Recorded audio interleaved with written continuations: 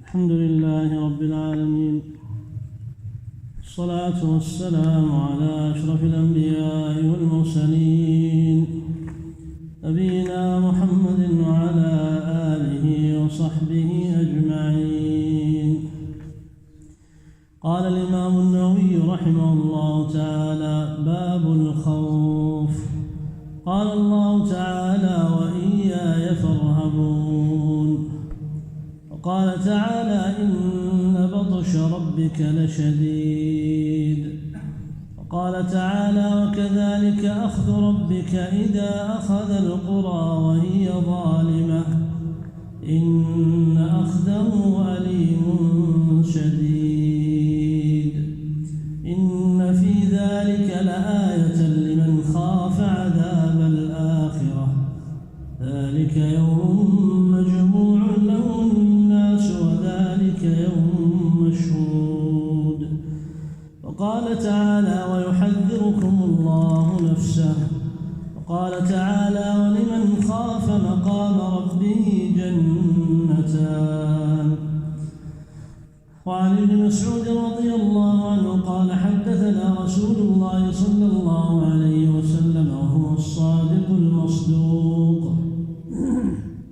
إن أحدكم يجمع خلقه في بطن أمه 40 يوما نطفة،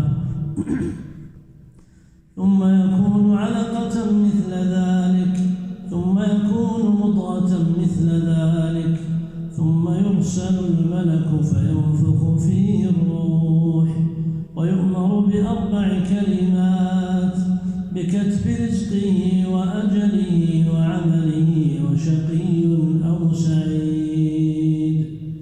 فوالذي لا إله غيره إن أحدكم ليعمل بعمل أهل الجنة حتى ما يكون بينه وبينها إلا ذراع، فيسبق عليه الكتاب فيعمل بعمل أهل النار فيدخلها، وإن أحدكم ليعمل بعمل أهل النار حتى ما يكون بينه وبينها إلا ذراع، فيسبق عليه الكتاب فيعمل بعمل أهل الجنة فيدخلها.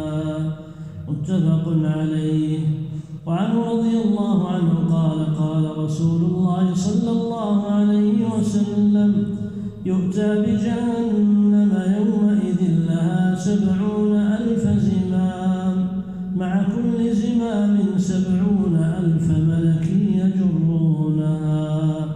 رواه مسلم.